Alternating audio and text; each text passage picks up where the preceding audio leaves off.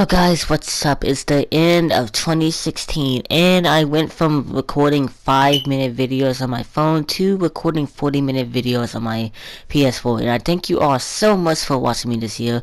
You guys are the reason I continue YouTube. But anyways, this is a top 10 games slash playthroughs I did of 2016.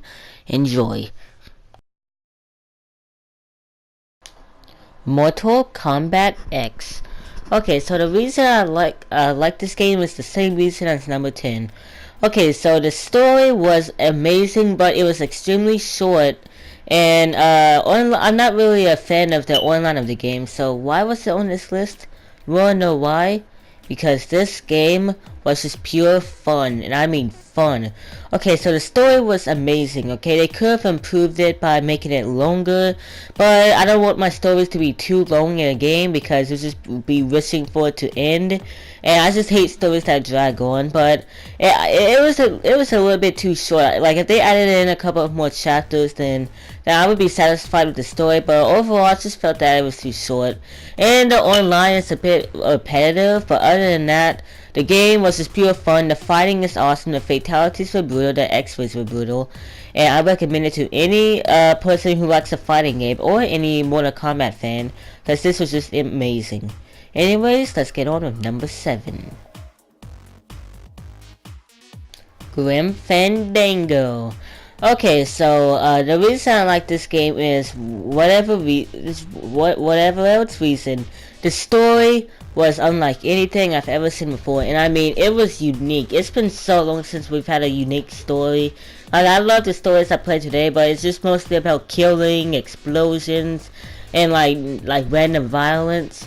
But this game was just so unique. It was just so unique and so creative. I wish there was more games like this. It was just so amazing. The story was the main thing I love. It would be lower in the list. It would be like at number 3 or something if the gameplay was a little bit more challenging. And the reason I say that is because basically the game is just about solving puzzles, and I couldn't get through one part of the game without having to go on YouTube and looking something up. It was really annoying, and this is not a problem at all. It's just my opinion why I didn't really like it that much. But for any person who loves puzzles and loves a unique story, you need to get Grim Fandango. It's not even expensive. It's extremely cheap. Okay, go get it. It's amazing. Anyways, let's go on with number 6. Game of Thrones by Telltale. Okay, so Game of Thrones, let's just say this. I never watched the show, and I never really cared about the show.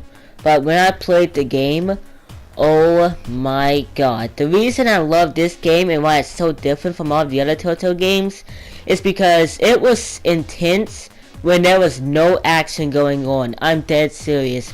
It was intense trying to come up with plans. It was intense trying to earn respect and keep your house from descending into chaos. It was just so amazing. I just loved the game.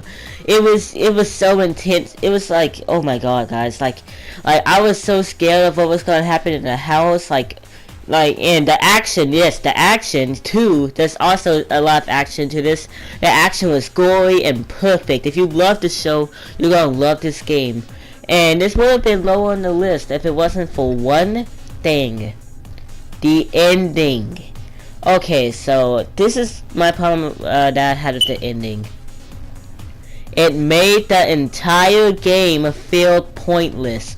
I'm not going to spoil anybody about what the ending is, but I'm just going to tell you, it made the entire game feel absolutely pointless.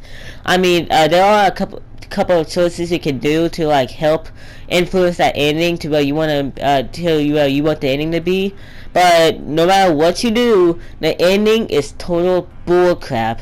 And I know you guys are gonna be like, well, The Wolf Among Us had a bad ending, so why isn't it why isn't it low on the list too? Well, this is my problem with The Wolf Among Us. It left me feeling like the story was incomplete. It left off with a satisfying ending, but it made me feel that the story was incomplete, and it just left me wanting more, but we never got more because there's not a sequel coming out, most likely. But on this, it made me feel like the entire game was pointless. I mean, I might feel better when a sequel is released, because Telltale did confirm a sequel. But other than that, like, until then, I am still totally mad at Telltale for doing an ending like that. Like, at least have, like, this epic final boss, like, amazing encounter with somebody. But the ending was just, like, the ending was epic, but it was just a total load of crap. Like, I really hate the ending. Anyways, let's get on with number 5. Minecraft. Okay, so let's go ahead and break this down. I'm probably gonna have like 6 million dislikes, so yeah, let's go ahead and get to 6 million dislikes because everybody hates Minecraft. But I'm not afraid to share my opinion. I love the game, okay? And this is why I love the game. Alright, so I don't really care that much about survival, but this is what I love about the game. You can create whatever you want to create, and I'm not even kidding. You can create statues, you can create cities, you can create hide and seek maps, you can create game modes, you can create death runs, you can create even movies by like having like a set of actors in one party and like build a city and like act it out, hint hint. And like you can just do whatever you want in Minecraft, just build whatever you want, and it's just endless waves of your creativity filling in the game. It's just so amazing. And you guys are gonna be like, okay, why isn't it low on the list? You wanna know why? Because the game could be so much better. And like, to me, Minecraft is the king of wasted opportunities. So this is what I believe they could have done to make the game more enjoyable for people. Number one, they could make building easier. Because like, this is the thing that keeps me from building like endless waves of stuff in Minecraft. It takes so long to build one thing because you gotta go block after block after block after block. Like, I found ways to speed up the process, but it is just so annoying when you build something, especially when you're playing on survival. I have no idea who in their right mind would build a statue while playing on survival. But yeah, the building takes too long. Plus, like, there's so many wasted opportunities. Like, you could have more worlds, more endless, like, enemies. You can, like, create your own enemies and, like, give them life. Like, I know I'm going crazy and, like, giving ideas that can't be possible. But what I'm saying is that they could add in more enemies, add in more boss fights that you could spawn in. It could just be an amazing experience all around. And I hope that they can reach that goal when they, with future updates. Anyways, let's get on with number 4. Resident Evil 6. Alright, so I kinda limited time to make this video because there's a bunch of angry Resident Evil fans marching towards my house right now, so I gotta make this quick. But anyways, okay, so this is why I love Resident Evil 6. Okay, so I enjoyed the story, but sure, it was a little far-fetched, and some scenes was just totally ridiculous, and there's no way it should be possible. And the game was just a bit silly at sometimes, and it just acted like a Michael Bay movie, like all around. But this is why I love the game.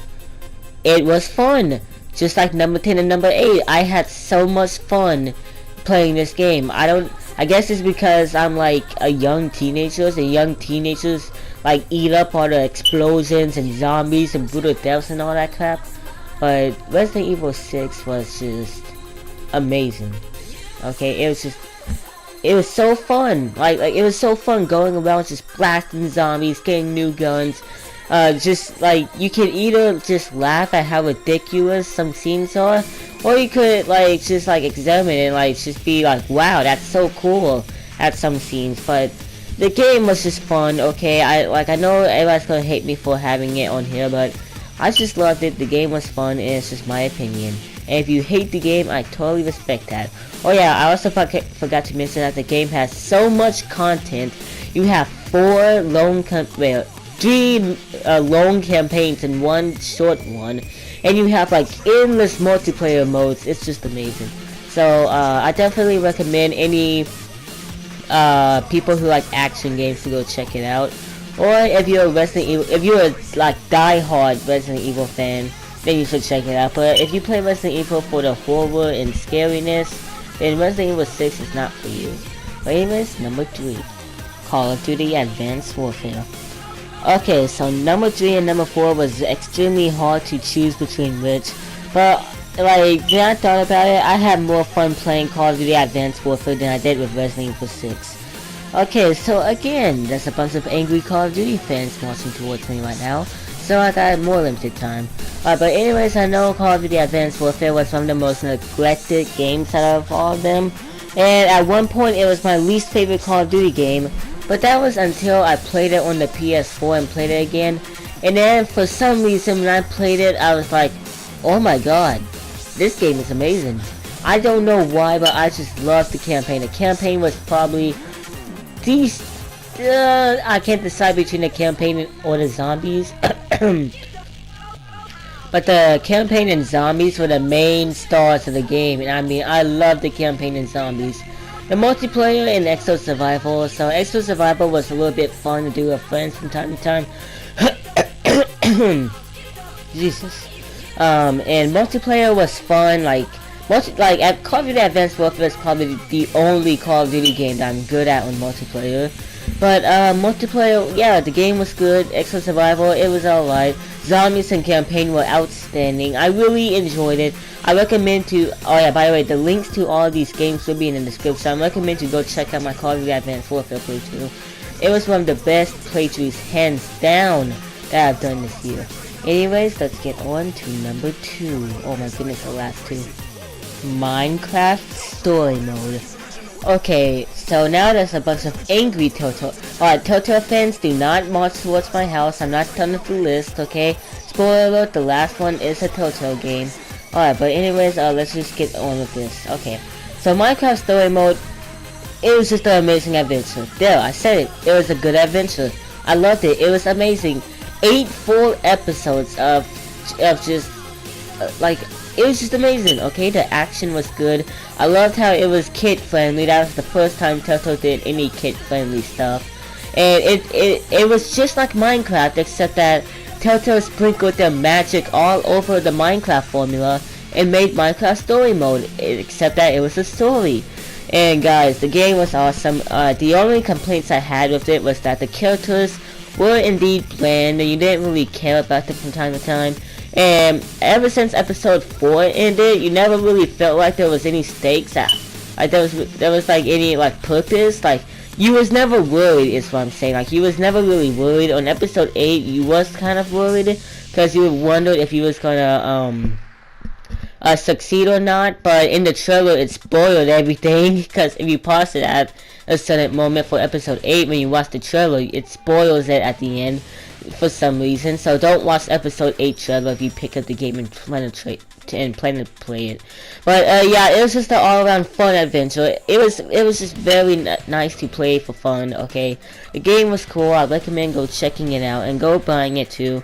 You can get the first 5 episodes for $25, I believe, and all 8 of them for $40. I know it sounds like much. If you're a Minecraft fan, I really recommend checking it out. If you're a Telltale fan and you like kid games, you should go check it out.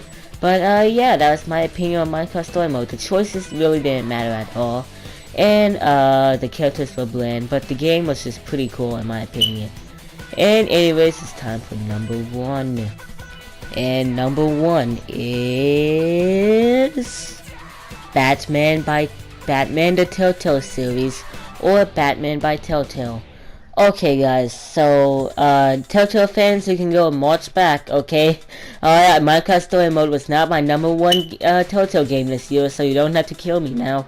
Resident Evil and Call of Duty fans, yeah, I like the other Resident Evil and Call of Duty games I played this year, but it's just that those were my favorites, okay? So just please march back, okay? Anyways, for Batman by Telltale, anyways, let me stop stalling. Okay, so this game was just a masterpiece. If you're a Batman fan, I recommend go check it out immediately. Telltale fan, recommend go checking it out immediately. DC fan, recommend go checking it out immediately. This game was just superhero fan, recommend checking it out immediately. And if you don't like Batman, you're gonna be so surprised when you play Batman by Telltale. You're gonna be like, oh my goodness, I do not like Batman, but that game was awesome. Let me just start talking about the game now. So you get 5 full episodes of basically fighting crime and dealing with personal problems. Like, it's so hard not to spoil what's going on. I really want to talk about everything from the transformation from Harvey Dent to Two-Face and the main leader of the enemy of the game, and how it added in so much different villains. I'm just gonna go ahead and say one villain that they did in here. It's not really a spoiler if you watch the trailer, but the Penguin was in here, and I hated the Penguin, in my opinion. I really didn't think he was interesting. Basically, my only favorite Batman villain was the Joker at that time. But after playing Batman by Telltale, the Penguin became one of my most favorite villains. Oh god, Two-Face! Okay, I just said another villain, but you probably already knew Harvey Dent was Two-Face anyways. Two-Face, they did him amazing. I felt so bad for Harvey. He transformed into Two-Face, but guys, oh my god, the game was just glorious. It mixed up the backstories of different villains. It took its own turn on the Batman franchise, and it wasn't all about Batman. Like, you guys think it's probably just all you're Batman, you're making decisions to save this guy or that girl, and you're doing all this crap. No, it is so much more than that. Please, I'm begging you, go check it out, because the game, oh my god, it was just so glorious. And it's not focusing on Batman all the time. It's focusing mainly on Bruce Wayne. Okay, and that's the first Batman game I've ever seen to do something like that. And it was just so amazing, guys. And I feel like the Walking Dead fans, Telltale fans, are probably gonna be marching back to my house right now to kill me. But I feel like this was one of the only Telltale games where your choices mattered. Game of Thrones and Batman are the only Telltale games, in my opinion, where your choices mattered. And the final choice on episode 2 was possibly the only choice that didn't matter completely, in my opinion. But other than that, the choices were so awesome. Like, your choices affected Two-Face, your choices affected, well, it didn't affect the Penguin, but it did affect Bruce Wayne, and it affected Batman as who they were. It affected Alfred. It affected so many other people, including Catwoman. And you gotta ultimately decide: are you Bruce Wayne or are you Batman? Which one do you truly want to be? It was just such an amazing concept. And Telltale, please make a season 2 of Batman, okay? Don't let the hate get to you. Don't let the salty Walking Dead fans get to you. I love The Walking Dead, trust me, I really do. But they shouldn't like treat Telltale like it's their only game, and they should stop working on their other projects, because Batman was my favorite. It's not only my favorite Telltale game that I've played this year, it was my favorite game that I've played this year.